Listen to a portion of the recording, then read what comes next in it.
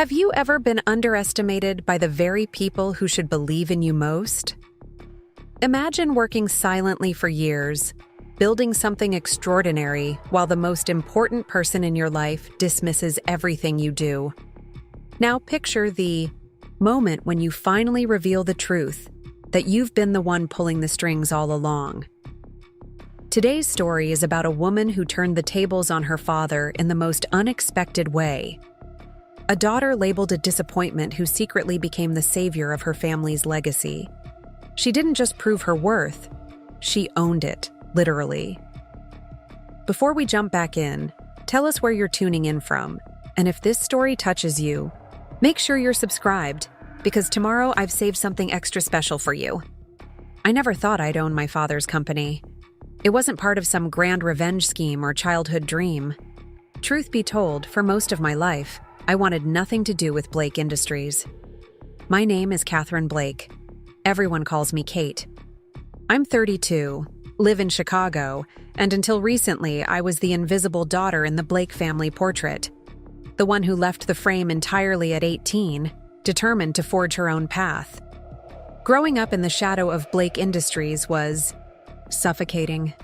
My father, Richard Blake, built his electrical components manufacturing business from scratch in the early 90s. By the time I was born, it had become his identity, his obsession, his favorite child. Our sprawling house in the North Shore suburbs was just a place to sleep between workdays. Dinner conversations revolved around supplier issues and contract negotiations. Even holidays were business opportunities. Thanksgiving meant potential investors at our table. Christmas parties doubled. As networking events, my mother, Eleanor, played her part perfectly, the supportive wife who managed the household while my father managed the company. My brother David followed the script too. 4 years older than me, he was groomed from childhood to take over the family business. He shadowed my father at the office from age 15, attended the right business school, married the right kind of woman. Then there was me, the question mark in the family equation. I wasn't rebellious, exactly. I was simply different. While my family valued concrete structures and tangible assets, I was fascinated by the invisible architecture of finance. Where they saw components and assembly lines, I saw capital flows and market inefficiencies. I didn't want to build things. I wanted to understand the systems that funded the builders. My father never understood this interest. To him, finance was a necessary evil, something handled by men in suits who didn't understand the real work of manufacturing. Playing with money isn't building anything, he'd tell me whenever I expressed interest in economics or business strategy. It's just moving papers around. When I announced my intention to study finance at Northwestern instead of engineering or business management, my father's disappointment was palpable. He paid my tuition without complaint. Richard Blake's daughter wouldn't attend college on loans, but he made it clear he considered my education a frivolity, not an investment. Women in banking, he sighed to my mother, not bothering to lower his voice. They'll chew her up and spit her out within 5 years. I graduated summa cum laude, landed a prestigious position at a boutique investment firm specializing in industrial sector turnarounds, built a reputation as someone who could spot value where others saw only liability. None of this registered at home. At family gatherings, my father would introduce David as my son, the future of Blake Industries, and me as Katherine, my daughter. No elaboration, no pride, as if my existence itself was sufficient information. I stopped trying to impress him, stopped mentioning promotions or successful deals, stopped expecting him to understand that I had built something valuable, just not something he could touch with his hands. Then came the financial crisis of 2018. Manufacturing was hit hard, especially mid-sized companies with high operational costs and limited cash reserves. Blake Industries, despite its solid reputation, was over-leveraged after an ambitious expansion. Orders dried up, credit tightened. By early 2019, the company was in serious trouble. I heard about it not from my family but from industry contacts. Blake Industries was seeking emergency funding. Multiple banks had turned them down. They were considering selling major assets at a loss. My father never called. Pride, I assumed. The same pride that had him dismissing financial expertise as paper pushing was now preventing him from asking his daughter for help, even though helping troubled companies was literally my job.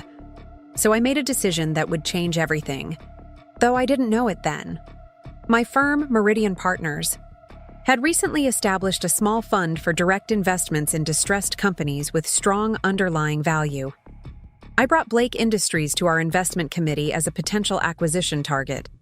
I disclosed my relationship, recused myself from the final vote, but made the case forcefully. This company was undervalued, viable, and with the right financial restructuring, could emerge stronger. The committee approved, but they added a condition. I would personally oversee the investment, working through an intermediary to avoid family complications. That intermediary was Alex Chen, my colleague and friend. As far as my father knew, Alex represented a group of private investors who saw potential in Blake Industries. The deal offered was straightforward. The investors would provide capital and financial expertise in exchange for a controlling interest. My father and David would remain in operational roles, but major financial decisions would require investor approval. For a proud man facing bankruptcy, it was the best option available. My father signed the papers in June 2019, never knowing that his daughter now effectively controlled the company he had built. I never planned to reveal my role. The arrangement worked well enough. Alex conveyed my directions. My father and brother implemented them, and the company gradually stabilized. I kept my distance, showing up at family gatherings with practiced neutrality, listening to my father lament about the investors and their meddling ways. "They just don't understand manufacturing," he'd complain. "Everything is spreadsheets." To these people. I'd nod sympathetically, swallow my frustration, and change the subject. This strange equilibrium might have continued indefinitely if not for last year's Thanksgiving dinner. Some wounds run too deep to ignore, and some truths demand to be spoken, especially when served alongside cranberry sauce and shattered illusions. The day began normally enough. I arrived at my parents' house carrying a bottle of wine and an emotional shield built from years of practiced indifference. My mother hugged me too tightly, as always. My sister-in-law, Caroline, air-kissed my cheeks and immediately launched into details about their recent vacation. David greeted me with his standard mix of condescension and fraternal affection. "The banker arrives," he announced, clapping my shoulder. "How's life moving papers around, Katie?" I forced a smile. "Profitable. How's the factory floor, Davy?" My father emerged from his study last, financial papers tucked under his arm, even on a holiday. His greeting was perfunctory, a nod, a brief Katherine, before returning to whatever spreadsheet had captured his attention. Dinner began at precisely 4 p.m. Eleanor Blake maintained traditions with military precision. Turkey carved by Richard, wine poured by David, roles as fixed as the family hierarchy. The conversation followed its usual pattern, business talk disguised as casual updates. My father and brother discussed Blake Industries, production improvements, personnel changes, the new automation system that was finally working right since we persuaded the investors to approve proper equipment instead of the bargain version. I bit my tongue, knowing I had specifically authorized the higher-end system after reviewing the efficiency projections. The bargain version had been David's initial proposal, which I'd rejected as short-sighted. My mother and Caroline discussed neighborhood news and the children's school activities. I sipped wine and offered non-committal responses to occasional questions about my life in the city. Everything was proceeding according to the familiar script until my father cleared his throat during dessert. "I have an announcement," he said, setting down his fork with deliberate precision. "Blake Industries has turned the corner. Our new product line is exceeding projections. The modernization efforts are paying off." "That's wonderful, dear," my mother said, squeezing his arm. My father continued, warmth creeping into his voice. A rarity. David's leadership through this challenging period has been exemplary. His instincts about the market were spot on. David beamed, accepting the praise as his birthright. In fact, my father continued, we're discussing a buyback option with the investors. It's time to return Blake Industries to full family control. I nearly choked on my pie. A buyback wasn't just premature, it was potentially disastrous. The company had improved but remained vulnerable. Their cash reserves couldn't support the debt they'd need to repurchase the investors' stake. Is that financially prudent? I asked, trying to keep my tone neutral. The recovery is still recent. My father's expression hardened. Not everything is about financial statements, Katherine. Some things matter more than numbers on a page. Like what? I pressed, unable to stop myself. Emotion? Pride? Preparing and narrating this story took us a lot of time, so if you are enjoying it, subscribe to our channel. It means a lot to us. Now back to the story. Those don't pay suppliers or make payroll. David jumped in. Some of us actually build things, Kate. We create value, not just analyze it afterward. I should have let it go. Should have nodded and changed the subject as I'd done countless times before. But something in me snapped. The company was on the verge of bankruptcy 2 years ago, I said quietly. Have you considered why the recovery has been successful? What changed? We adapted, my father declared. We weathered the storm through grit and experience. Things you know nothing about while you shuffle papers in your downtown office. The dismissal was so casual, so complete. 32 years old, with a career most would envy. And still, to him, I was just his frivolous daughter playing at business. You think I shuffle papers, I said, my voice measured despite the anger building inside me. You think what I do isn't real work. Tell me, Dad, in your expert opinion, what have I accomplished with my life? A dangerous silence fell across the table. My mother's eyes widened in alarm. Caroline suddenly became fascinated with her napkin. Even David looked uncomfortable. My father set down his glass. You want honesty? Fine. You've chosen a path that prioritizes yourself over family. You could have contributed to something lasting, something real. Instead, you chase bonuses and promotions that mean nothing beyond your bank account. His words hung in the air between us. You had so much potential, he continued, warming to his subject now that the dam had broken. Your intelligence, your education, all directed toward what? Helping rich people get richer? What legacy is that, Katherine? What will you leave behind? I felt strangely calm as the last illusion shattered. The faint hope that somewhere beneath his disappointment, he might respect the woman I had become. You have no idea, I said softly, what I've built or what I'm capable of. Enlighten us, then, David challenged, his tone mocking. What exactly has little Katie accomplished that compares to saving the family business? I looked at my brother, then back to my father. The decision crystallized in that moment.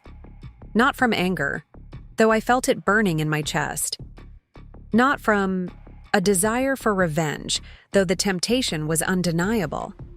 But from the simple, undeniable reality that I could no longer live within this lie. I saved the family business, I said, each word deliberate and clear. I am the investor who bought controlling interest in Blake Industries. I am the one who restructured your debt, modernized your financial systems, and approved every major decision for the past 2 years. The stunned silence that followed was absolute. My father's face drained of color. David's mouth actually hung open. My mother pressed her fingers to her lips. That's impossible. My father finally sputtered. We've been dealing with Meridian Partners, with Alex Chen. Alex works for me, I explained, oddly calm now that the truth was out. He's been my proxy. Every recommendation, every approval or rejection, every strategic pivot came from me. I opened my purse and withdrew a folded document I'd carried for nearly 2 years, never expecting to use it. I slid it across the table.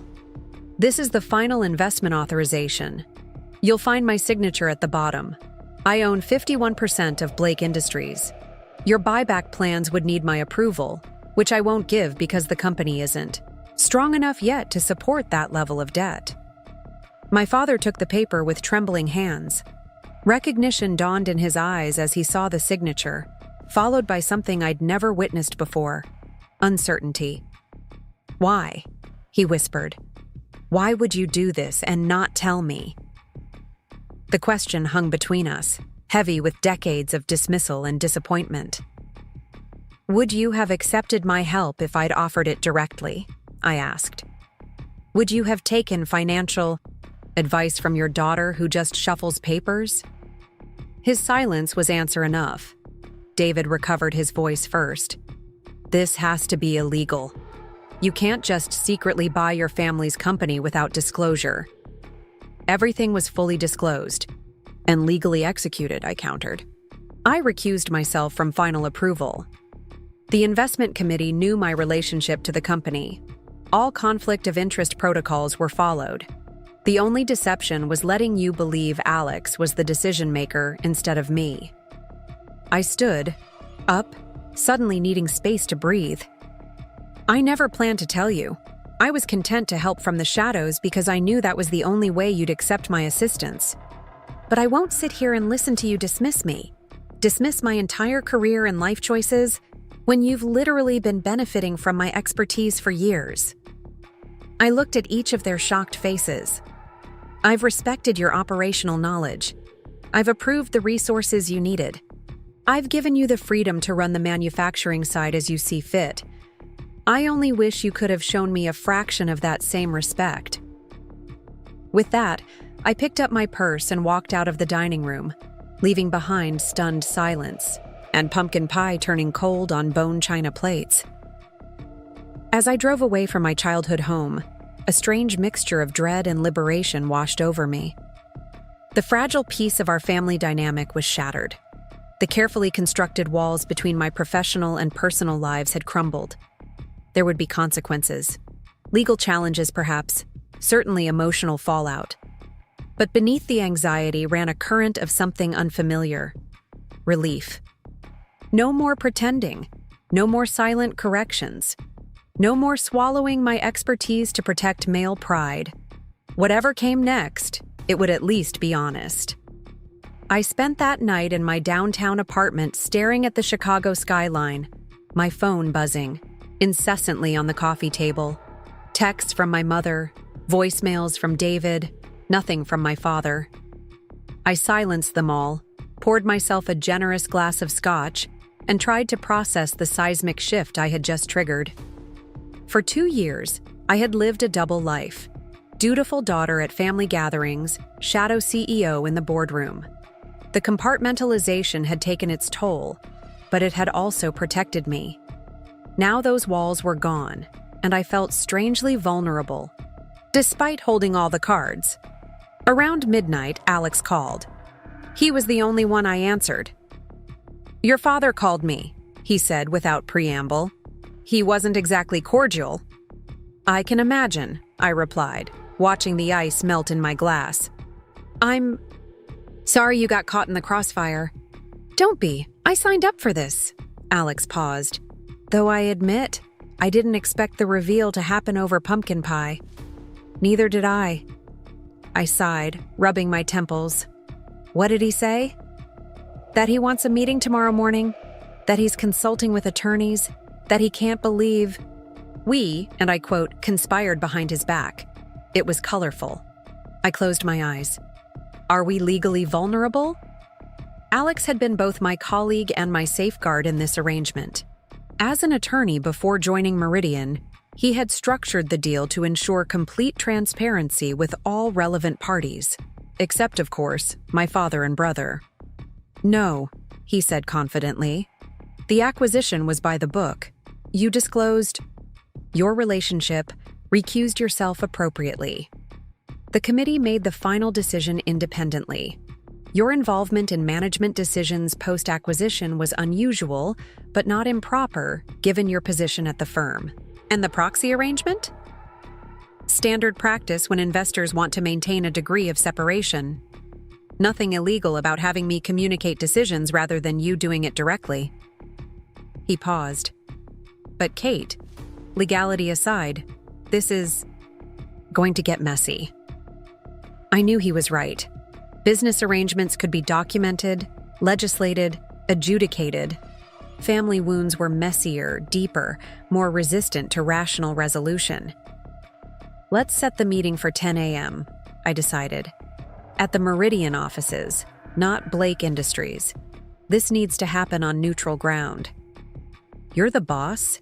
Alex's tone softened. For what it's worth, I think it was inevitable.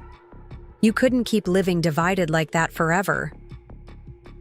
After we hung up, I stood by the window for a long time, looking out at the city I'd made my home. So different from the suburban world of my childhood. Downtown Chicago pulsed with light and possibility. Even at midnight, a landscape of opportunity built on invisible financial currents that my father could never quite see or respect. I thought about the day I'd brought Blake Industries to the investment committee.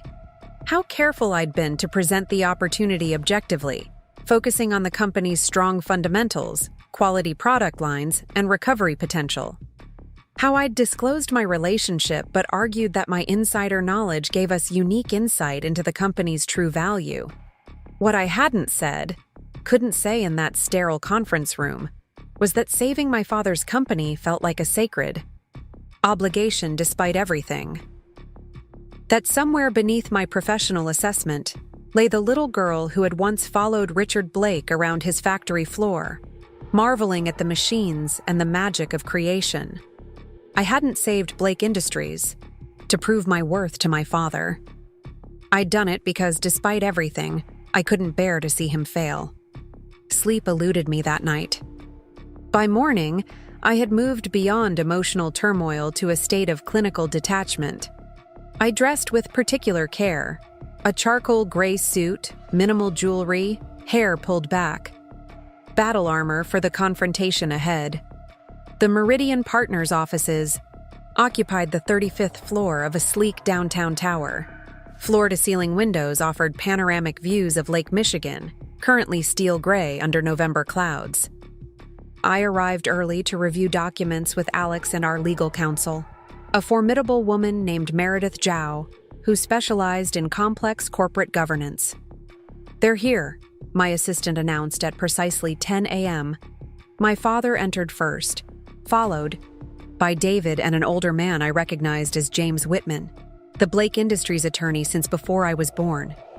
No mother, I noted. Eleanor Blake had always retreated from conflict. I stepped forward, hand extended professionally. "Thank you for coming. We've reserved the main conference room." My father looked at my outstretched hand but didn't take it. His face was a rigid mask, eyes bloodshot from what I suspected was a sleepless night mirroring my own. David glared openly, but Whitman at least had the professionalism to shake my hand. The conference room felt cavernous with just the 6 of us. We sat on opposite sides of the polished table. Blake Industries versus Meridian Partners. Family versus financiers. Old versus new. "Let's cut to the chase," my father began, his voice controlled but tight. "You deliberately concealed your involvement in this acquisition.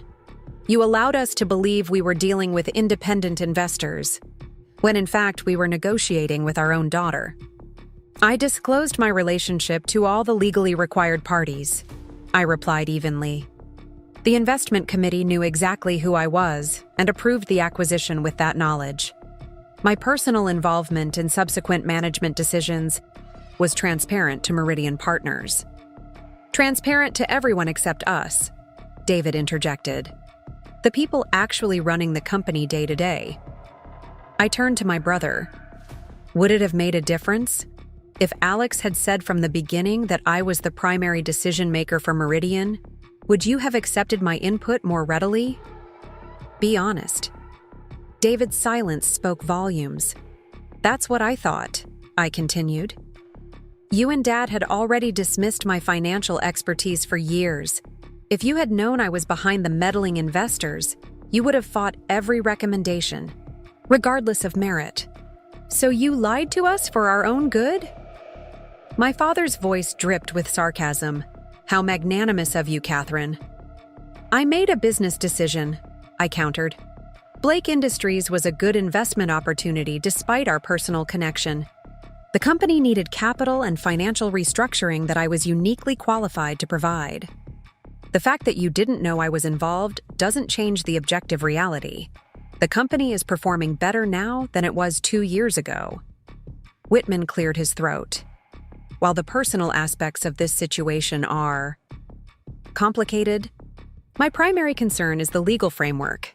Ms. Zhao, can you confirm that all necessary disclosures were made during the acquisition process? Meredith nodded.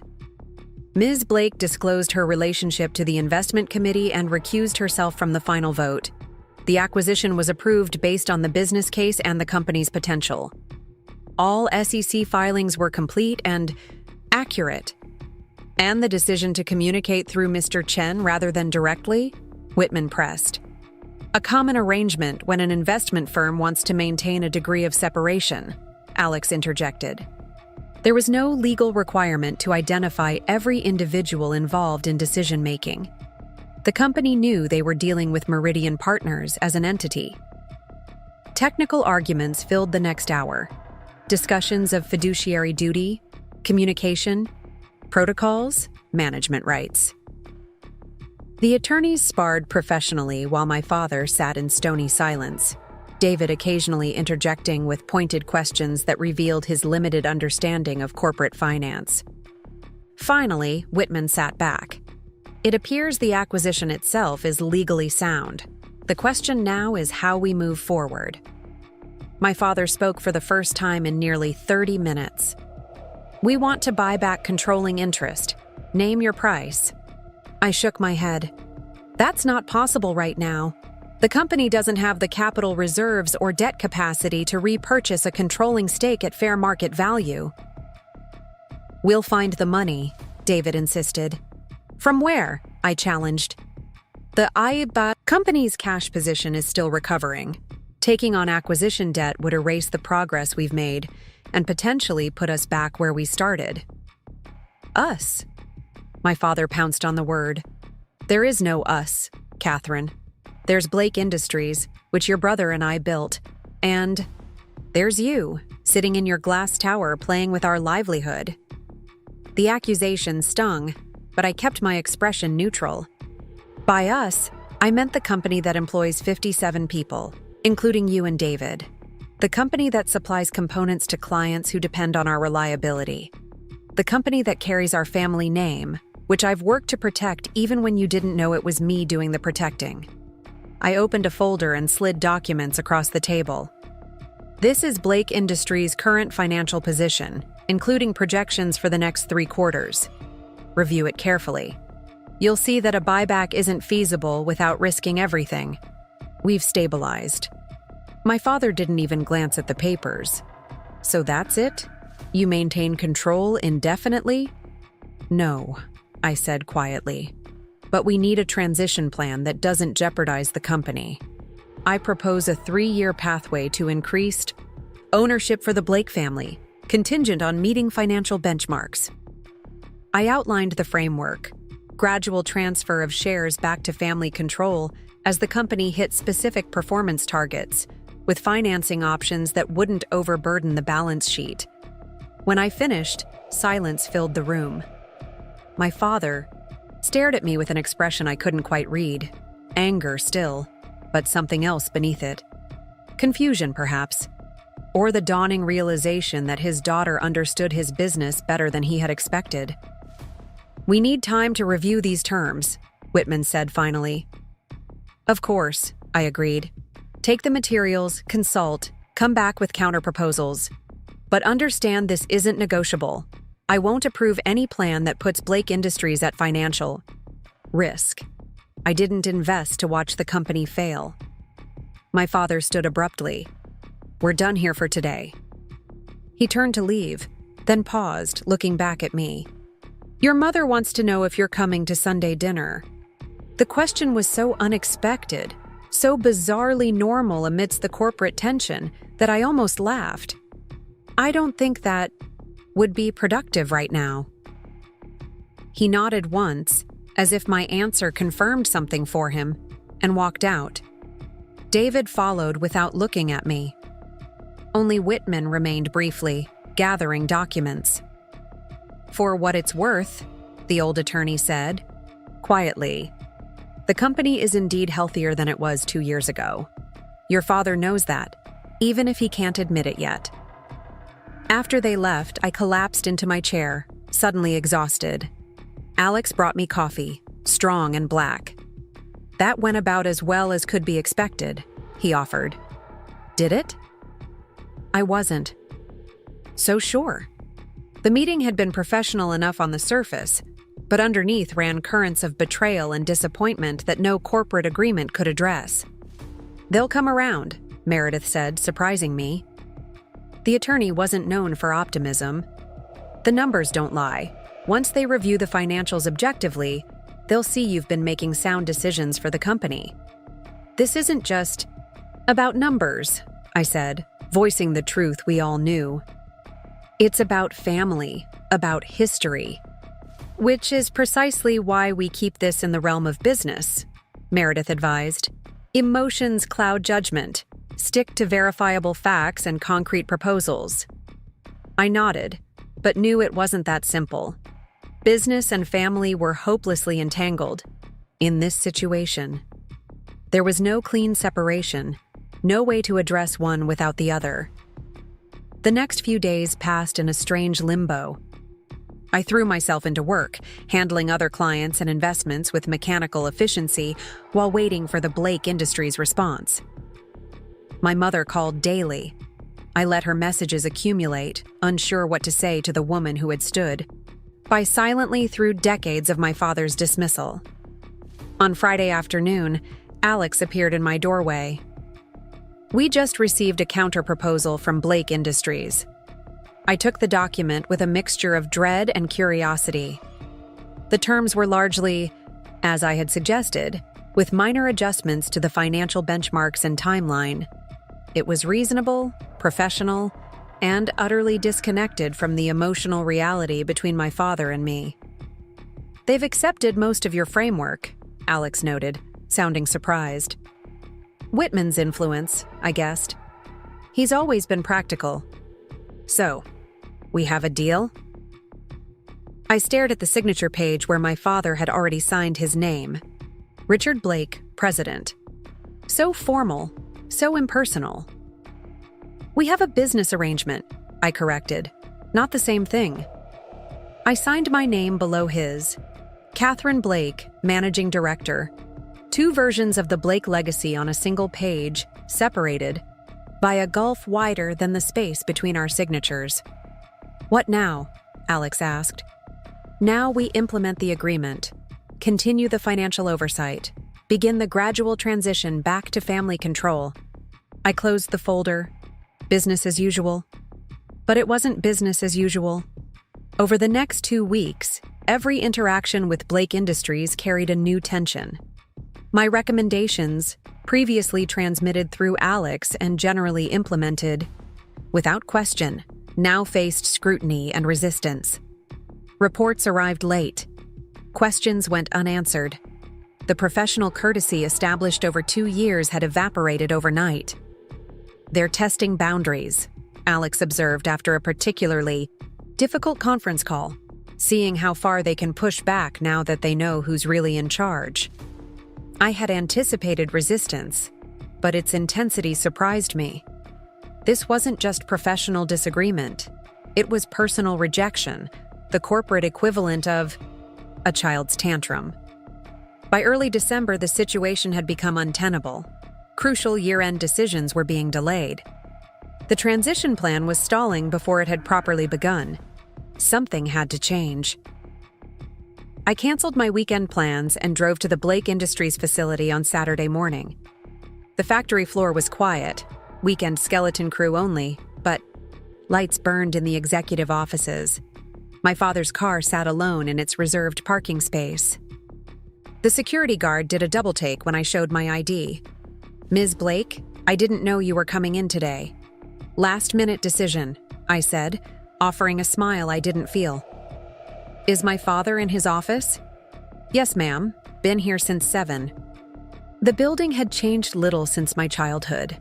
Same industrial carpet in the hallways, same buzzing fluorescent lights, same faint smell of machine oil that permeated everything. I had once known every corner of this place, trailing behind my father on weekend visits, asking endless questions that he had answered with rare patience. His office door was open. I knocked on the frame, and he looked up from his computer, expression shifting from surprise to wariness. "Katherine, I wasn't expecting you." "Clearly," I said, gesturing to his casual attire, jeans and a Blake Industries polo, weekend work clothes. "May I come in?" He nodded, watching as I took the seat across from his desk. For a moment, neither of us spoke. I studied him in the unforgiving morning light, the deepened lines around his eyes, the silver now dominating his once dark hair, the slight stoop to shoulders that had seemed indestructible in my youth. "This isn't working," I said finally. "What isn't?" "The passive aggression, the delayed responses, the subtle sabotage of processes that were functioning perfectly well 2 weeks ago." He had the grace to look slightly abashed. "There have been some adjustment difficulties." "That's one way to put it. Another would be that you and David are behaving like children who had their toys taken away, not executives responsible for a multi-million-dollar operation." His jaw tightened. "You're hardly in a position to lecture about responsibility, Katherine. Not after the stunt you pulled." "The stunt that saved Blake Industries from bankruptcy?" I leaned forward. "Let me be clear. I understand your anger. I even understand why you might feel betrayed. But I will not allow personal grievances to threaten this company's stability." "Allow?" He nearly sputtered. "This is still my company. I founded it. I built it. And I saved it," I countered. "Without Meridian's investment, without my intervention, Blake Industries would be a memory by now. Your employees would be scattered, your legacy liquidated at auction." The harsh truth hung between us, undeniable despite his pride. "I didn't come here to fight," I continued, moderating my tone. "I came because this impasse is unsustainable.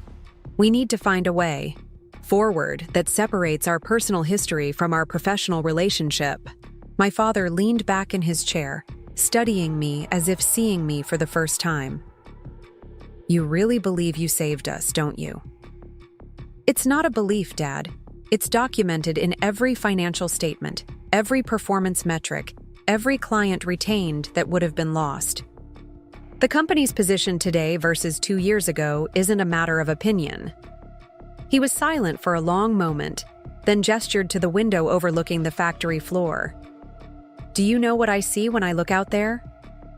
I waited, unsure where he was heading. "I see 40 years of my life. Machines I selected personally, production lines I designed, people I hired, trained, mentored." His voice carried no anger now, only a deep weariness. "When you brought in your investors, when you brought in yourself, I thought it was the end. That all of this would be dismantled, sold for parts, reduced to numbers on a balance sheet. That was never the plan," I said quietly. "I know that now." He turned back to me. "The changes you implemented, they weren't just financial engineering. You understood the business. You protected what worked while fixing what didn't." The admission, however grudging, caught me off guard. That was the point. Blake Industries wasn't fundamentally flawed. It just needed financial restructuring and some operational updates. "Which raises the question," he said, leaning forward. "Why didn't you just come to me directly? Offer your expertise openly? Why the elaborate deception? The question cut to the heart of everything. Not just the business arrangement, but the broken relationship that had made it necessary. Would you have listened? I asked simply. Would you have taken financial advice from your daughter? The one who just shuffles papers? The one who chose finance over engineering? The one who never quite lived up to David in your eyes? His flinch told me the barbs had landed. You've spent my entire adult life dismissing my career, my choices, my expertise, I continued, the words flowing now that the dam had broken. You introduced me as just my daughter, while David was the future of Blake Industries. You belittled my work at every opportunity. When the company was in trouble, you approached every bank in Chicago rather than ask your own daughter for help. A daughter who specialized in exactly the kind of financial restructuring you needed. I took a breath, steadying myself. So, no, I didn't think you would listen. I didn't think you would accept my help if you knew it was coming from me. And based on your reaction at Thanksgiving, I was right. Silence filled the office. Outside, a forklift beeped as it reversed. The heating system hummed. Normal sounds of a business continuing despite the personal drama of its owners. I haven't been fair to you, my father said finally, each word seemingly dragged from somewhere deep. I haven't understood your world, your work. I saw finance as abstract, removed from real production. I was wrong. The admission, so long, awaited, felt hollow now. Too little, too late. This isn't about getting validation from you anymore, I said, surprised to discover it was true. It's about finding a way to work together for the good of Blake Industries. Can we do that? Can we set aside the past long enough to implement this transition plan properly? He studied me for a long moment. You've changed, Katherine. There's a hardness to you now. Life in the glass tower will do that, I replied, using his own dismissive phrase. To my surprise, he smiled faintly. Touché. He sighed, rubbing his face. All right, professional relationship moving forward. Clear communication channels. No more passive resistance. And David? I'll handle your brother. He hesitated. And Sunday dinner? Your mother really does want you there. I stood, gathering my coat. One step at a time. Let's see if we can make it through a weekly operations review without drawing blood first. At the door, I paused, turning back. I didn't do this to hurt you, Dad. I did it because Blake Industries matters to me too, just not in the way you wanted it to. He nodded once, a gesture that acknowledged my words without quite accepting them. It was something. A beginning, perhaps. As I drove back to the city, light snow began to fall, dusting the industrial landscape in white. I felt oddly weightless, as if some long-carried burden had shifted, if not entirely lifted. The conversation hadn't solved everything. Decades of misunderstanding couldn't be erased in a single morning. But it had cracked open a door that had been firmly shut. The next week brought subtle changes. Reports arrived on time. Questions received prompt responses. The passive resistance faded, replaced by a cautious professionalism that, while not warm, was at least functional. David remained cold, avoiding direct communication with me when possible. But my father made visible efforts, copying me directly, on emails, scheduling regular check-ins, even occasionally asking my opinion rather than waiting for directives. It was progress of a sort. Business stabilized, the transition plan inched forward, and the year drew to a close with Blake Industries, on solid footing, financially stronger than it had been in a decade and operationally streamlined for future growth. Christmas loomed on the horizon, weighted with family expectations and traditions. I had not attended a Blake family Christmas since the acquisition, finding excuses to be traveling or working. This year felt different. The secrets were out. The professional relationship cautiously rebuilding. but the personal wounds remained raw, unaddressed beneath the surface civility. A week before Christmas, my assistant placed a small package on my desk. "This came for you, hand-delivered." The wrapping was elegant but impersonal, the work of a professional gift service, not family. Inside, I found a small silver frame, containing a photograph I hadn't seen in 20 years. My father and me on the factory floor, my 10-year-old self peering intently at a circuit board while he explained its components. Both of us smiling. Both of us engaged in a moment of genuine connection. A note accompanied it, handwritten on Blake Industries stationery.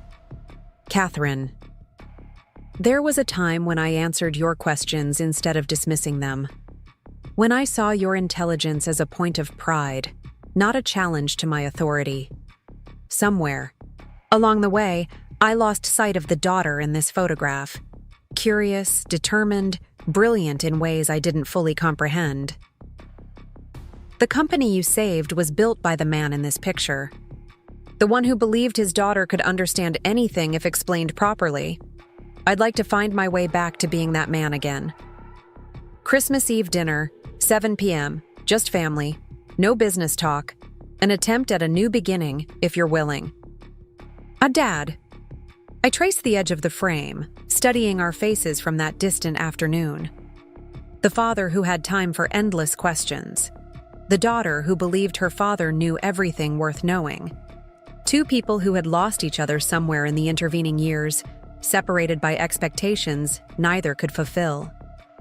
"Ms. Blake?" My assistant hovered in the doorway. "You have a call on line 1. I set the photograph down carefully. "Who is it?" "Your mother. She says it's important." I stared at the blinking light on my phone, thinking about thresholds and second chances, about the space between who we are and who we could be, about family businesses and family wounds, and whether either could truly be restructured once damaged. After a moment's hesitation, I picked up the receiver. Christmas Eve arrived with a blanket of fresh snow and a knot of anxiety in my stomach. I parked my car in the circular driveway of my parents' home, the familiar colonial facade now decorated with tasteful white lights and evergreen garlands. My mother's holiday aesthetic hadn't changed in 3 decades.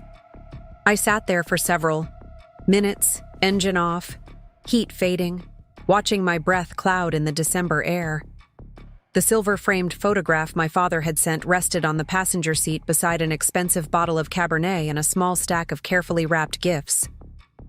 A peace offering, or perhaps armor for the evening ahead. The front door opened before I could reach for it. My mother stood there, elegant as always in a deep green sweater, her silver blonde hair swept into a smooth chignon. "Katherine." Her voice wavered slightly. "You came." "I said I would," I replied, stepping into the warmth of the foyer. She embraced me, holding on a beat too long. "I wasn't sure until I saw your car."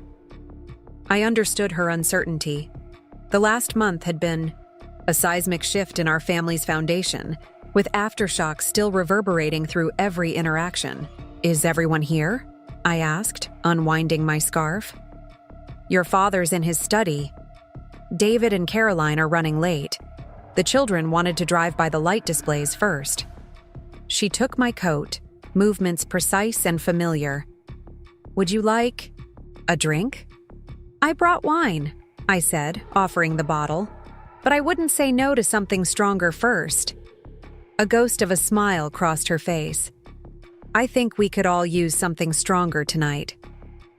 She led me to the living room, where a fire crackled in the limestone hearth. The 12-foot Christmas tree stood in the corner, perfectly decorated with the antique ornaments my mother had collected over decades.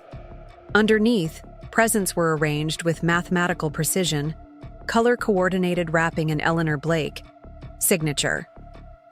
My mother poured 2 bourbons, neat, and handed one to me. "Your father will be out shortly. He's nervous." The admission surprised me. Richard Blake, nervous about seeing his daughter? It was a reversal I hadn't anticipated. "That makes 2 of us." I admitted, taking a sip and letting the warm burn steady me. My mother hesitated, then sat beside me on the sofa.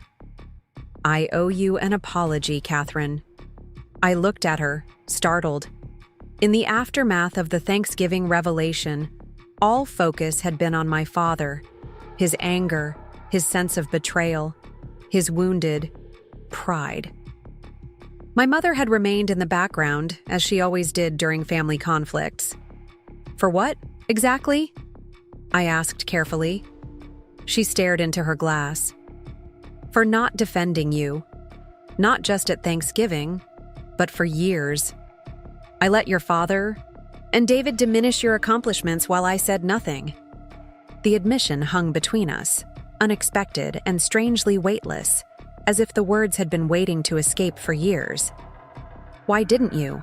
I asked, the question simple but loaded with decades of hurt. She sighed. At first, I thought it was just his way. Men of your father's generation don't always know how to relate to daughters with ambitions beyond marriage and motherhood. I told myself he would adjust, would eventually see your brilliance. She took a sip of bourbon. Then it became habit, the path of least resistance. Peace at the dinner table. Even when it came at my expense, especially then. Her gaze finally met mine, direct and honest in a way it had rarely been. It was easier to let you bear the brunt of his disappointment than to challenge him directly. That's not an excuse. It's an acknowledgement of my failure as your mother. The grandfather clock in the hallway ticked steadily, marking the space between her confession and my response. Outside, snow continued to fall, softening the edges of the world beyond the window. I needed you, I said finally, my voice steadier than I felt. I needed someone in this family to stand up for me, to say that my choices had value even if they weren't what Dad wanted. I know. Her hand covered mine, cool and dry. When you bought the company, when you saved it without anyone knowing, that was more courage than I've shown in 40 years of marriage. The study door opened before I could respond. My father stood in the doorway, his imposing frame somehow diminished in the soft lamplight.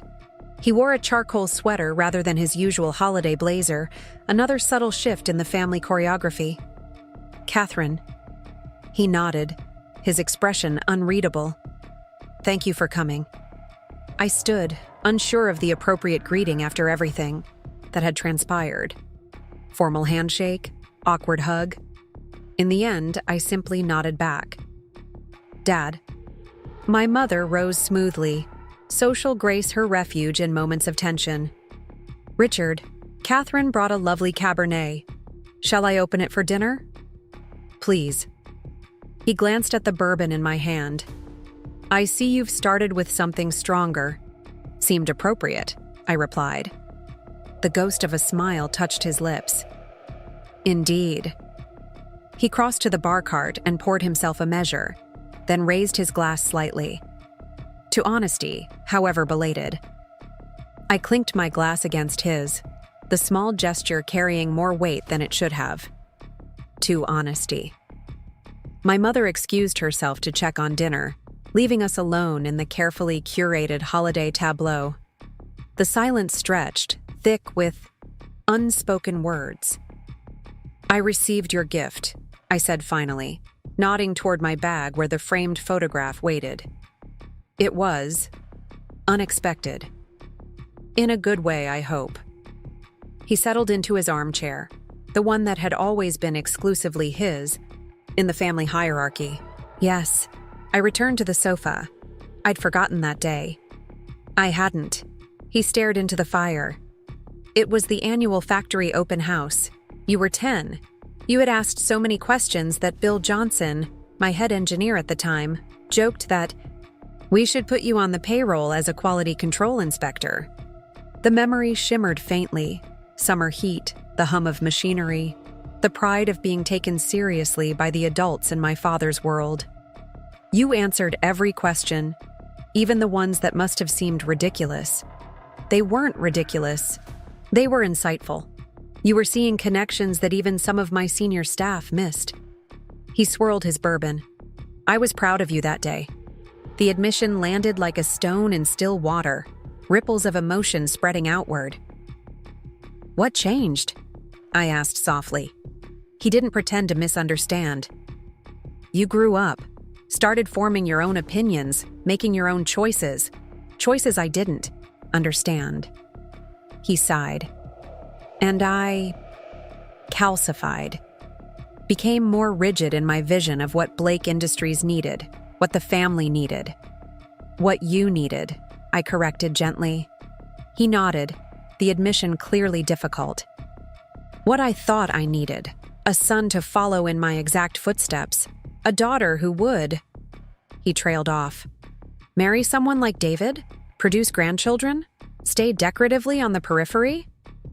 Something like that, he acknowledged. It sounds archaic, said aloud. It was archaic lived in silence too, I pointed out. The front door opened, bringing a gust of cold air and the chaos of arrival. David's voice, Caroline's lighter tones, children's excited chatter about Christmas lights and Santa's imminent visit. The intimate conversation fractured, reality, rushing back in. David appeared in the doorway, his expression tightening when he saw me. Kate, you made it. I said I would. I repeated my earlier words to my mother. Caroline followed, looking elegant but strained, our niece and nephews trailing behind her. 8-year-old Ellie broke the tension, running to hug me with unrestrained enthusiasm. Aunt Kate, did you bring us presents? Mom said you might not come, but I told her you wouldn't miss Christmas because who misses Christmas? I hugged her back, grateful for the uncomplicated affection of a child who knew nothing of corporate takeovers or family power struggles. I wouldn't dream of missing Christmas, Ellie Belly. And yes, there are presents in my bag. The evening progressed with the strange duality of holiday gatherings, surface normalcy layered over seismic change. We moved to the dining room where my mother had outdone herself, the table a masterpiece of crystal, silver, and holiday abundance. Wine flowed freely, perhaps too freely, loosening tongues and lowering guards. Conversation remained carefully neutral through the first course, weather, the children's school activities, Caroline's charity work. By the main course, the artificial calm began to fray. Blake Industries landed the Westridge contract, David E. announced, slicing into his prime rib with unnecessary force. No thanks to the financial restrictions from our investors. The deliberate provocation hung in the air. My father shot him a warning look. We agreed. No business talk tonight, my mother reminded him, her tone light but firm. Did we? David countered. Seems artificial, considering the elephant in the room. I set down my fork carefully.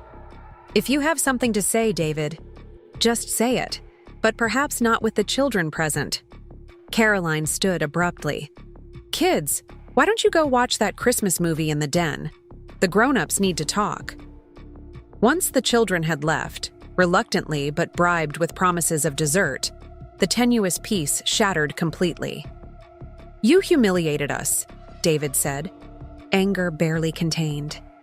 Do you have any idea what it's like to learn your little sister has been pulling your strings like a puppet master? That every business decision for 2 years required her approval? About as humiliating as being dismissed as irrelevant by my own family for a decade, I replied evenly. About as humiliating as hearing my career reduced to shuffling papers, while you took credit for financial restructuring that I implemented. That's different, he insisted. How? Because your dismissal was private while mine was public? Because you're a man and I'm a woman? Please, enlighten me about the difference. My father cleared his throat. This isn't productive. We agreed. To start fresh tonight. No, you agreed, David snapped. I was informed of the decision, just like I'm always informed after the fact. Just like Kate's been doing to us through her proxy for years. I took a deliberate sip of wine, refusing to be baited. The decisions I made through Alex were based on sound business principles.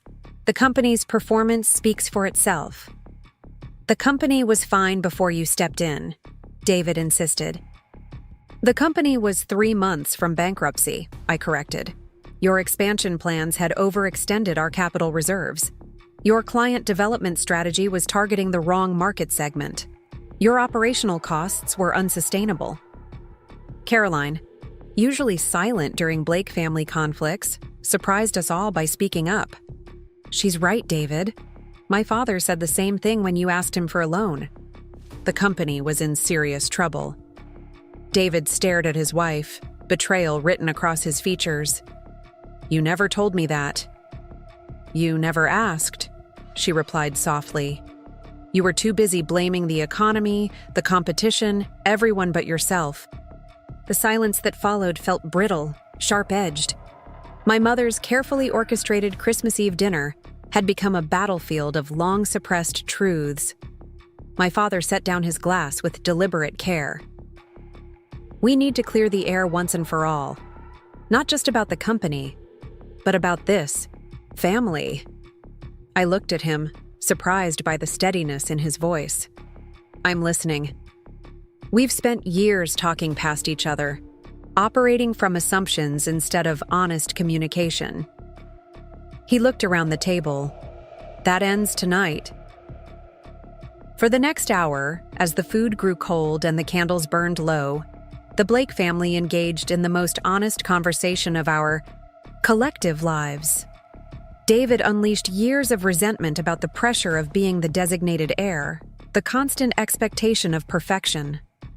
I spoke of the pain of erasure, of having my accomplishments minimized or ignored. My mother admitted to enabling toxic patterns out of fear and misplaced loyalty. My father acknowledged the rigid expectations that had damaged his relationships with both his children. Caroline, the outsider with perhaps the clearest perspective, occasionally interjected with observations that cut through the familial blind spots. You all protect your wounds by inflicting new ones, she noted at one point, her training as a family therapist evident. You're so busy defending against past hurts that you can't see the damage you're causing in the present. By the time we reached dessert, my mother's traditional Yule log cake, untouched and forgotten until she suddenly remembered it, something had shifted. Not healed exactly, but realigned. The pretense had fallen away, leaving something raw, but potentially stronger in its place. David looked at me across the table, his anger tempered now with something like grudging respect. The Westridge contract. It wouldn't have happened without the new production line you approved when we didn't even know it was you making the decisions. The production line was your concept, I acknowledged. I just found a way to finance it without over-leveraging. We make a decent team, he admitted reluctantly. When I'm not busy resenting you. I smiled faintly. And when I'm not busy proving something to you and Dad. My father cleared his throat. Speaking of teams, I've been giving some thought to our 3-year transition plan. It's solid, financially sound, but it's missing something important. What's that? I asked. Integration. Real integration of our strengths. He leaned forward. David knows manufacturing and client relationships better than anyone. You understand finance and strategic positioning. I have 4 decades of industry experience. We're acting as adversaries when we should be leveraging our combined expertise. I raised an eyebrow. What exactly are you proposing? A restructuring of leadership. David continues as COO, focusing on operations and client management. You step in as CFO, with direct authority over financial strategy. I remain as CEO, but with a commitment to collaborative decision-making. Real collaboration, not just lip service. The proposal hung in the air, unexpected and intriguing. You want me to leave Meridian and join Blake Industries directly? As a family member, not just an investor. Precisely. My father's gaze held mine. It's time to bring you home, Katherine. Not as the daughter seeking approval, but as the financial expert the company needs. The offer was everything I had. Once wanted. Recognition, inclusion, a place at the family table in both senses.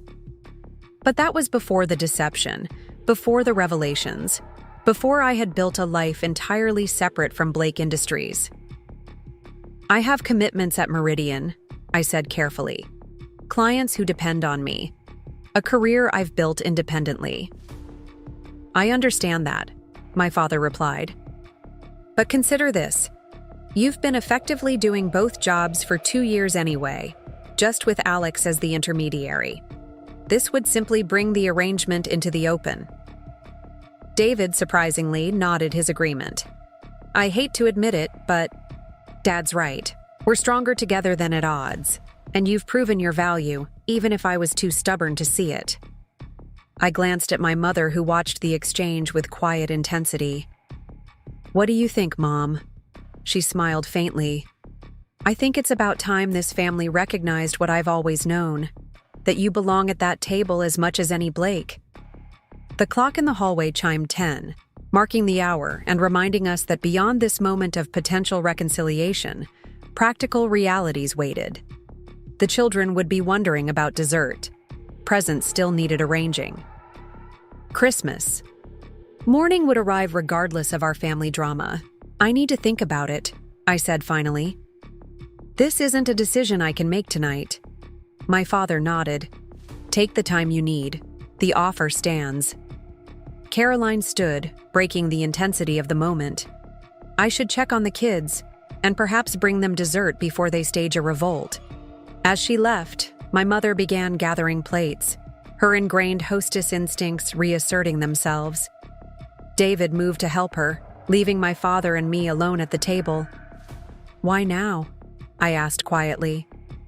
After all these years of keeping me at arm's length from the company, why invite me in? He considered the question, swirling the last of his wine thoughtfully. Necessity, initially. Seeing the company's performance under your guidance forced me to reevaluate my assumptions. He set the glass down. But beyond that, pride. Pride? The word seemed at odds with his offer. Not the destructive kind that kept me from asking for your help when we were drowning. The other kind. His eyes met mine. The pride I should have felt watching you build your career. The pride I did feel, but was too stubborn to express. The confession, so simple and yet so profound, caught me off guard. I stopped looking for your approval a long time ago, I said, the words coming out more harshly than intended. I know. That's when I finally recognized its value. He smiled sadly. Ironic, isn't it? I only understood what I had when you no longer needed it.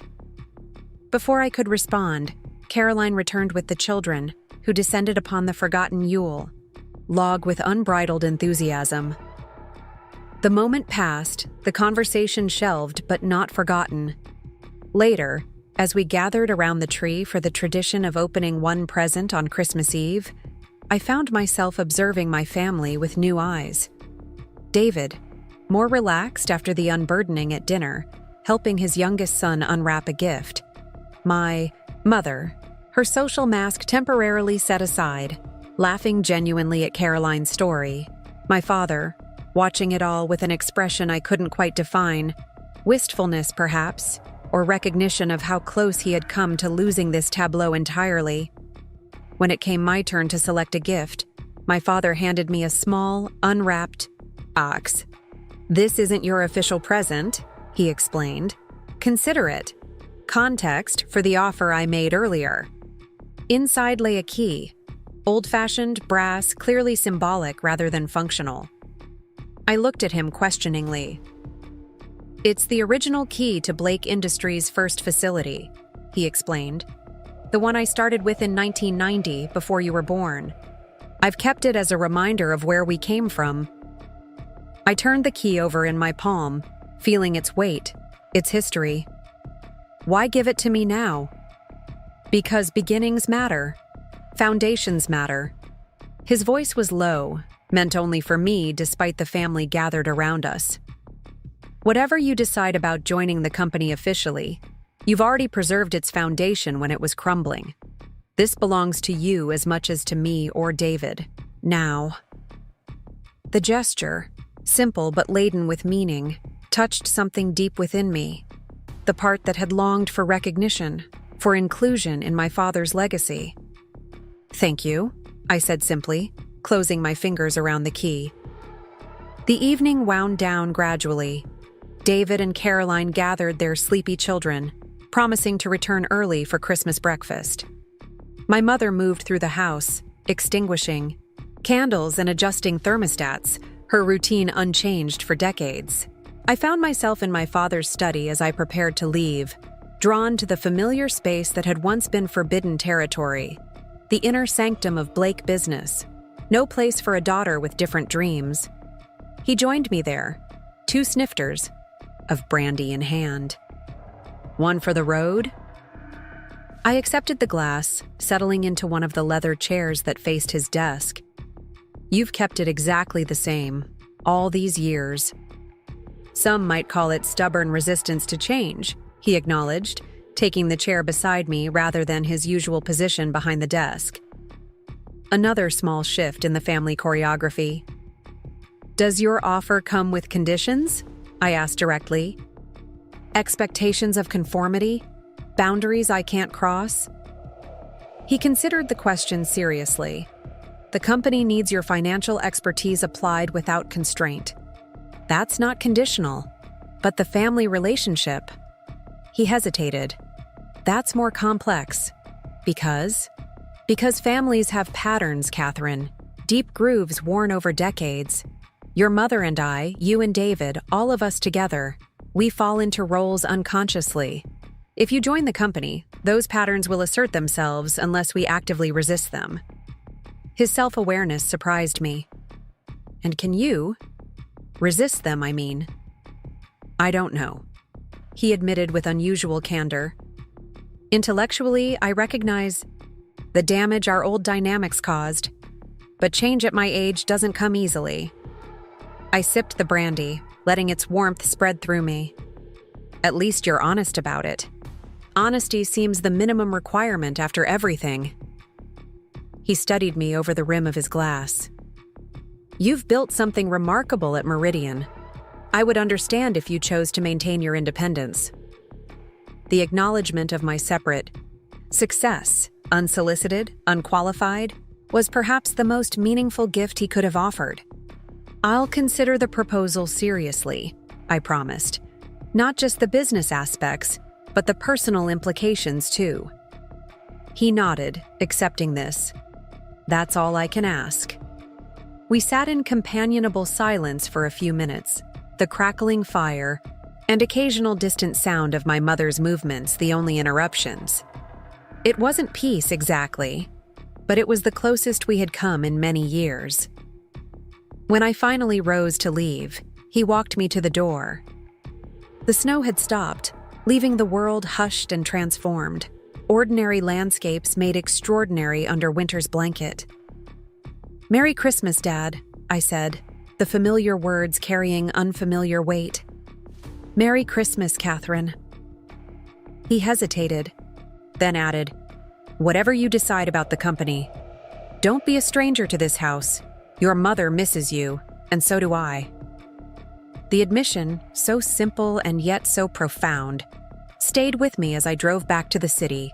The brass key, a solid presence in my coat pocket, its weight both burden and possibility. The Chicago skyline appeared gradually through the darkness, skyscrapers illuminated for the holiday, the familiar silhouette of my adopted home. Somewhere among those lights was my apartment, my independent life, the career I had built separate from the Blake name and legacy. And somewhere behind me, in a house filled with complicated history and new possibilities, was a family attempting, however imperfectly, to rebuild what had been broken. The choice between these worlds was not one I needed to make tonight. For now, it was enough to know that both doors stood open, that neither required me to diminish myself to enter. The brass key pressed against my palm as I drove, a tangible reminder of foundations preserved and new structures yet to be built. The January morning dawned clear and cold, sunlight refracting through frost-covered windows as I drove to Blake Industries for my first official day as CFO. The brass key my father had given me at Christmas hung from my keychain, a symbolic weight against my palm as I pulled into the parking space newly marked with my name, Katherine Blake, Chief Financial Officer. 3 weeks had passed since my father's unexpected offer. 3 weeks of negotiations with Meridian about my transition, of legal discussions about the revised ownership structure, of late-night conversations with Alex about whether I was making the right decision or falling back into old family patterns. "You don't need their validation anymore," he had reminded me over drinks at our favorite downtown bar. "You've proven yourself 1,000 times over." "This isn't about validation," I insisted, though part of me wondered if that was entirely true. "It's about integration, bringing the fractured pieces of my life together." Alex had studied me skeptically. "Just remember who you are now, not who you were when you left. Don't let them reshape you to fit the space they've always tried to put you in." His concern wasn't unfounded. The past month had revealed how deeply ingrained our family patterns were, how easily we could slip back into old roles despite our Christmas Eve revelations. During transition meetings, I'd caught my father automatically deferring to David on matters where my expertise was clearly superior. I'd noticed my own tendency to soften my opinions, to phrase decisive statements, as questions when faced with my father's authority, old habits, deeply rooted. Awareness was the first step toward change, but not a guarantee of it. I sat in my car for a moment longer, gathering myself for the day ahead. Through the windshield, I could see the factory building where I'd spend countless childhood hours trailing after my father, the administrative offices where David had interned every summer while I was sent to piano lessons and etiquette classes. The campus looked different now, modernized in places, the result of capital improvements I had approved through Alex without ever visiting in person. My phone buzzed with a text from my mother. "Good luck today. Remember who you are." The message surprised me. Eleanor Blake had spent decades reinforcing my father's expectations, prioritizing family harmony over individual authenticity. Her sudden advocacy felt like yet another shift in our family's tectonic plates. I replied with a simple thank you and stepped out into the biting cold, briefcase in hand. The security guard recognized me immediately. "Morning, Ms. Blake," or should I say CFO Blake now? "Katherine is fine, Joe," I replied, remembering him from childhood visits. "Your father's waiting for you in the conference room. All hands meeting at 9. I nodded, moving through the familiar yet strange hallways toward my new office. The Blake Industries logo adorned the walls at regular intervals, the stylized B my father had designed himself in 1990, now refreshed with a more modern look under my guidance. Everything here carried dual identities, what it had been and what it was becoming.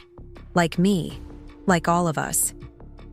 My office door bore a newly installed nameplate, Katherine Blake, CFO. Inside, the space had been transformed from a generic conference room to a functional executive office with sleek furniture and state-of-the-art technology. On the desk sat a small potted orchid with a card propped against it. "Welcome home, Dad." 2 simple words that encompassed the complexity of our situation. Was this home? Could it be, after everything? Or was I voluntarily walking back into the cage I'd fought? So hard to escape? No time to contemplate the philosophical implications. My assistant appeared in the doorway, tablet in hand, ready to review the day's schedule. The corporate machinery waited for no one, family drama notwithstanding. The all-hands meeting went smoothly, my father making the official announcement with a pride I'd never heard directed toward me before. David stood stiffly at his side, his acceptance of the new arrangement professional, if not entirely enthusiastic. The employees seemed curious but receptive, many of them familiar with my role as the unnamed investor who had saved the company. from bankruptcy. Blake Industries enters a new era today, my father concluded, his hand resting briefly on my shoulder. With Katherine joining our executive team, we strengthen the family foundation while bringing fresh financial expertise to our operations. The future looks brighter than ever. Applause followed, polite and cautious. Change always bred uncertainty, especially in a company where the status quo had been maintained for decades. I would need to earn their trust, not just assume it. Came with the Blake name or my father's endorsement. The real test came later that morning when the executive team gathered for our first official meeting with the new structure in place. My father at the head of the table, David and me flanking him like opposing forces seeking equilibrium. Department heads filled the remaining seats, watching the family dynamic with wary interest. First agenda item, my father began, consulting, the tablet before him. The Morrison acquisition. David, you've been leading the preliminary discussions. Where do we stand? My brother straightened, sliding reports across the table. Morrison is receptive. Their manufacturing capabilities complement ours, and their client list would give us entry into the aerospace sector we've been targeting. The asking price is within our projected range. I flipped through the financial documents, immediately spotting issues that apparently no one else had. Flagged. These projections seem optimistic. Their EBITDA has been declining for 3 consecutive quarters. David's jaw tightened. They explained that. Temporary setback due to facility upgrades. Which should have been capitalized, not expensed, I pointed out. The fact that they're running these costs through their income statement raises concerns about their financial transparency. My father glanced between us, the old instinct to side with David visibly warring with his new awareness of my expertise. What's your recommendation, Katherine? The question, direct, respectful, without qualification, felt like a small victory. I'm not saying we walk away, I clarified, careful not to create an us versus them dynamic. I'm saying we need additional due diligence. Let me review their financials more thoroughly before we proceed further. If there are legitimate reasons for the discrepancies, fine. If not, we may need to adjust our offer. David looked like he wanted to argue, but instead nodded reluctantly. That's, reasonable.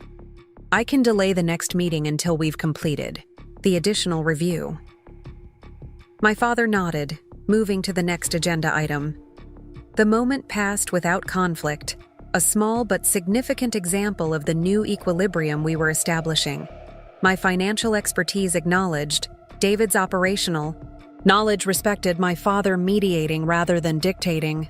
The pattern repeated throughout the day. Small tensions, adjustments, recalibrations of our roles. By evening, I felt cautiously optimistic about the arrangement, though physically and emotionally drained from the constant vigilance required to maintain the new dynamic. As I packed up to leave, my father appeared in my doorway. Drink in my office before you go? Tradition for new executives. I followed him to the corner office that had been his domain since before I was born. The space had evolved over the years, newer technology, updated furniture, but retained the essential character I remembered from childhood. The same worn leather sofa where I'd napped during weekend visits.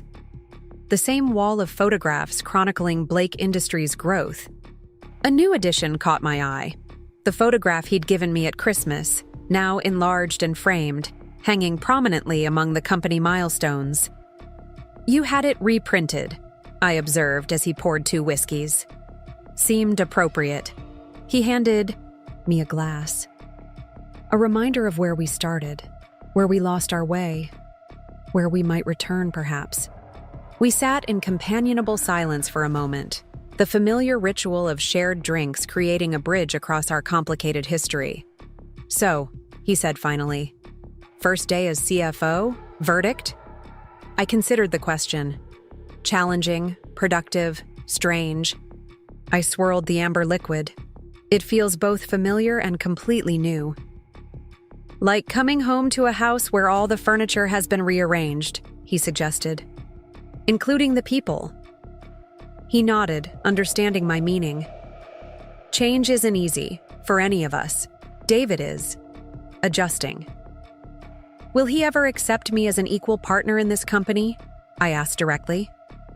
My father sighed. Your brother has his own journey to make. His entire life, he's been told he would inherit my role, my authority. Now, he's being asked to share that future with someone he's always seen as peripheral to the Blake Industries story. I was never peripheral, I reminded. Him. You and he simply didn't see the role I could play. True, he acknowledged. And he's struggling with that realization, just as I did. Just as you're struggling with the shift from outside investor to family executive. His perception surprised me. The Richard Blake I knew had never been particularly insightful about interpersonal dynamics, especially family ones. When did you become so psychologically astute? I asked, only half joking. A flicker of sadness crossed his face. When I nearly lost my company and my daughter in the same year. Makes a man reconsider his assumptions. We lapsed into silence again, the weight of the past heavy between us despite our efforts to move forward. I heard from Teresa in HR that you declined the corner office they offered you, he said eventually. Any particular reason? The office in question had been earmarked for David before my arrival changed the executive structure. Taking it would have been a symbolic usurpation I wasn't willing to make. The space I have works fine, I said simply. No need to create unnecessary friction. He nodded, understanding the unspoken reasoning. Small gestures matter in transitions like this. I learned that at Meridian. Corporate cultures don't change overnight, no matter what the org chart says. It's the daily interactions, the small choices that eventually shift the underlying dynamics. Wise perspective. He finished his whiskey. Your mother mentioned you're joining us for Sunday dinner? The invitation had come directly from Eleanor, part of her newfound determination to rebuild our family connections. I am. David and Caroline too? The whole family. He smiled faintly. Another transition to navigate. As I drove home that evening, I reflected on the strangeness of my new reality. A Blake Industries executive badge in my purse, a family dinner on my weekend calendar, a father who suddenly valued my perspective. The independence I'd fought so hard to establish now existed alongside renewed family connections rather than in opposition to them. My downtown apartment welcomed me with its familiar contemporary aesthetic, so different from the traditional decor of my parents' home. I kicked off my heels, poured a glass of wine, and settled onto my balcony despite the January chill, Chicago's skyline glittering against the night sky. My phone rang, Alex checking in. How was day one as a Blake Industries executive? He asked without preamble. Surreal, I admitted, but not in a bad way, just different than I expected. Different how? I considered the question. I thought it would feel like stepping backward, you know? Like I was giving up everything I built to return to the family fold. But it doesn't feel that way.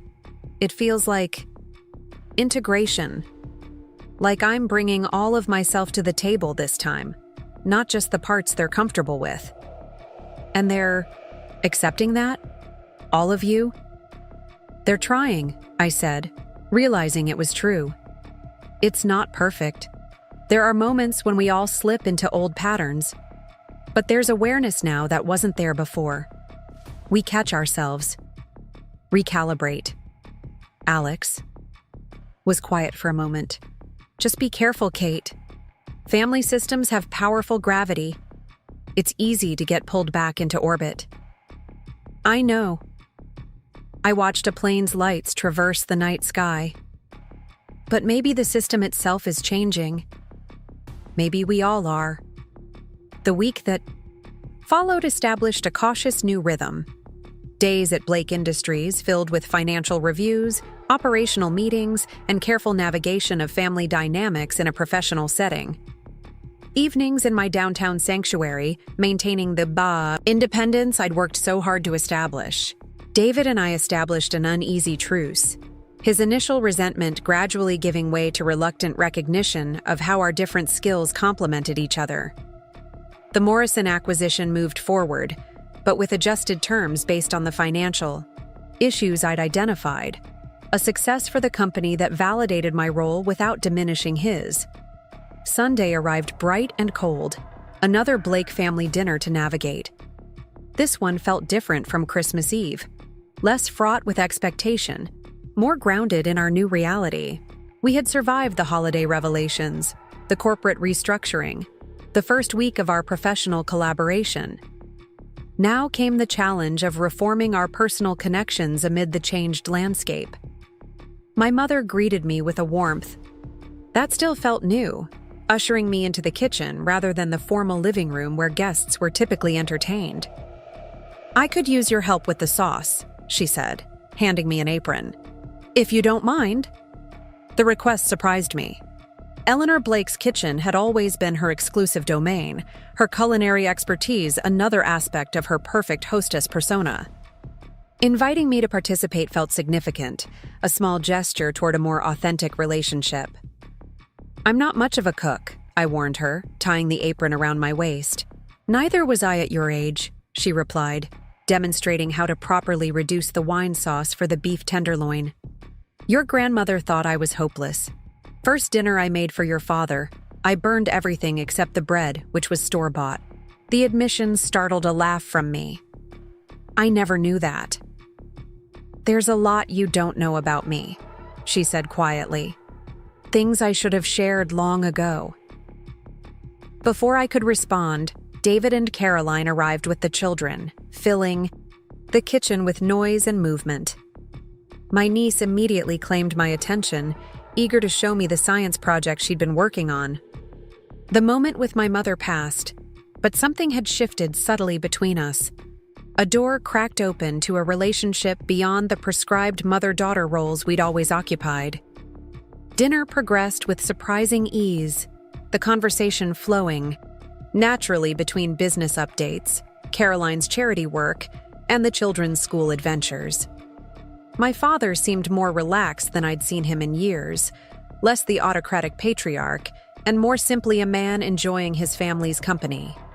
As we cleared the dessert plates, he caught my eye. "Walk with me before you leave? There's something I'd like to show you." Curious, I followed him to his study after helping with the cleanup. He unlocked a drawer in his desk and withdrew a thick folder, its edges worn with age. "I've been going through old papers," he explained, opening the folder carefully. "Found some things you might find interesting." Inside were newspaper clippings, certificates, photographs, a chronicle I'd never seen before, my academic awards from elementary school, a newspaper mention of my high school economic competition victory, my college graduation announcement, my first mention in Chicago Business Journal. "You kept these?" I stared at him, confused. "You never even acknowledged most of these accomplishments." He sat heavily in his desk chair. "I acknowledged them to myself, just not to you."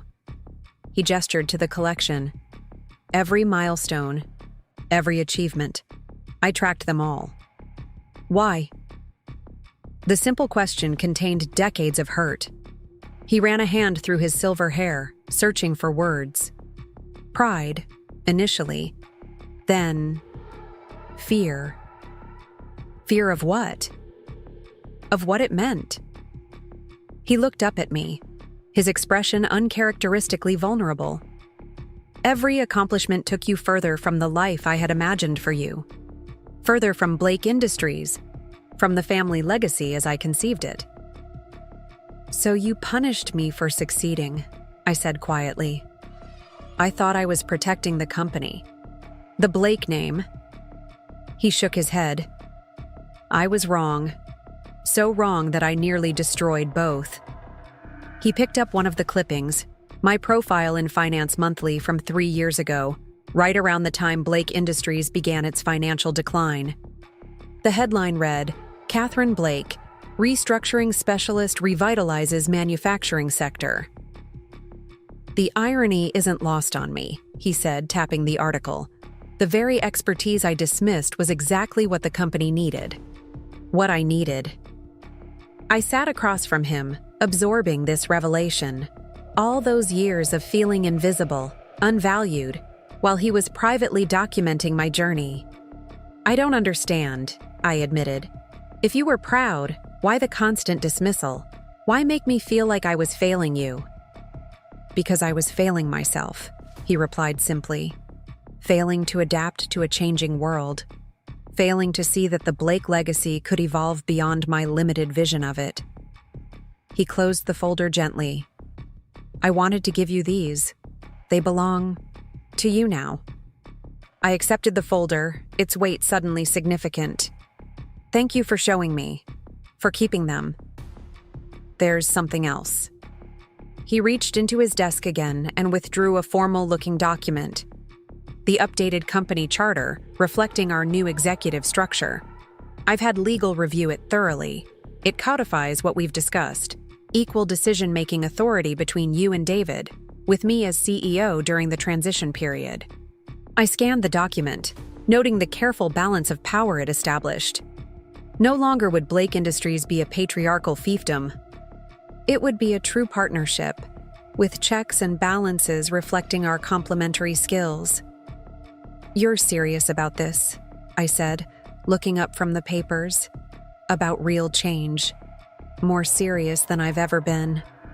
He offered me a pen. "Your signature makes it official." As I signed my name beside his and David's, I felt a sense of completion. Not an ending, but a reconfiguration, a new pattern emerging from the fragments of our broken family system. "Welcome to Blake Industries," my father said formally, extending his hand. "Finally? Properly? Completely?" I shook his hand, the gesture simultaneously professional and deeply personal. "Thank you for making space for me. For all of me." "The space was always there," he replied. "I just couldn't see it. Couldn't see you, not really. Not until I nearly lost everything." We rejoined the family in the living room, where David was helping the children build an elaborate structure with blocks on the carpet. He looked up as we entered, noting the document in my hand. "Is it done?" he asked, his expression unreadable. My father nodded. "It's official. Blake Industries now has 3 equal partners at the helm." David stood, brushing imaginary dust from his knees. "Then I suppose this calls for a toast." He moved to the bar cart and poured 3 whiskeys, handing them around with deliberate care. "To Blake Industries," he said, raising his glass. "Past, present, and future." "To family," my father added, "in all its complex glory." I studied them both. The brother who had been given everything I had to fight for. The father who had finally recognized the value of what I brought to the table. Not perfect, either of them. Not fully transformed by our recent revelations. But trying, in their imperfect ways, to create something new from the ruins of old patterns. "To integration," I said, completing the toast. "Of business and family, past and future, who we were and who we're becoming." As our glasses clinked, I caught my mother watching from the doorway, her expression a mixture of pride and wistfulness. Caroline beside her, observing the Blake triumvirate with thoughtful eyes. The children on the floor, oblivious to the significance of the moment, building their own structures from the materials at hand. Family, business, legacy, integration. The words floated through my mind as we sipped our whiskey in a moment of rare harmony. Later that night, in the solitude of my downtown apartment, I opened the folder my father had given me, spreading its contents across my dining table. The timeline of my life as seen through his eyes, different from how I had experienced it, filtered through his own limitations and fears, yet preserved nonetheless. My phone buzzed with a text from Alex. "How was family dinner?" I considered the complexity of an honest answer. Transformative, hopeful, tenuous, settled on, different. In a good way. We're finding new patterns. His reply came quickly. Just make sure the new patterns still include the real you. I smiled, appreciating his concern. Yes, the real me. All of me. That's the whole point. I gathered the clippings and photographs, returning them to the folder, not to hide them away as my father had, but to integrate them into my present life. Another piece of the puzzle that was Katherine Blake, daughter, sister, financial expert, company executive. No longer fractured into separate identities, but whole, complex, evolving. Spring arrived gradually, winter's grip loosening day by day. Blake Industries flourished under its new leadership structure. My financial acumen complementing David's operational expertise, our father's industry connections providing continuity as we implemented changes. The company secured new contracts, streamlined production processes, and completed the Morrison acquisition with terms far more favorable than originally proposed. Our personal relationships evolved more slowly, deep-rooted patterns requiring constant vigilance to avoid regression. There were setbacks, heated arguments in executive meetings, tense family dinners when old wounds resurfaced unexpectedly. But there was also growth, gradually replacing dysfunction with something healthier, more balanced. One warm April evening, I found myself alone in the office late, reviewing projections for the coming quarter. A knock at my door revealed my father, his tie loosened, looking tired but satisfied after a successful client meeting. "Burning the midnight oil?" he asked, settling into the chair across from my desk. "Just finishing up. The Carson proposal looks promising." He nodded. "Your financial restructuring made it possible. 3 years ago, we couldn't have considered an expansion of that scale." "Team effort," I acknowledged. "David's production modifications reduced our overhead significantly." "That's what makes this work," he said thoughtfully. "The three of us, different perspectives, common goal." He glanced around my office, now personalized with artwork and photographs, including one of the entire Blake family taken at Easter. "You've made this space your own." "It feels right now," I admitted. "Being here, part of this." "Any regrets about leaving Meridian?" I considered the question seriously. "Not regrets exactly. I miss certain aspects, the variety of clients, the independence. But this..." I gestured to encompass the office, the building, the company. "This integration of my professional skills and family connections, it's something I never thought possible." "Nor did I," he acknowledged. "My narrowness of vision nearly cost us everything." "But it didn't," I reminded him. "We found our way to something better, if not perfect." He smiled. A real smile, not the tightly controlled expression I'd grown up with. "Perfect is overrated. Functional is undervalued." I laughed. Words to live by. As he left me to finish my work, I reflected on the journey of the past months. From the accidental revelation at Thanksgiving to this moment of quiet companionship.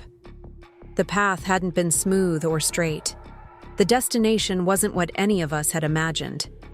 But we had arrived somewhere new, somewhere authentic. Blake Industries would continue to evolve, as would our family relationships. The work wasn't finished. Integration never truly is, being a process rather than an endpoint. But for the first time in my life, I felt fully present in all aspects of my identity. Katherine Blake, daughter of Richard and Eleanor, sister to David, aunt to 3 wonderful children, financial expert, company executive. No longer divided, no longer diminished. Simply, completely, myself. Up next, you've got 2 more standout stories right on your screen. If this one hit the mark, you won't want to pass these up. Just click and check them out.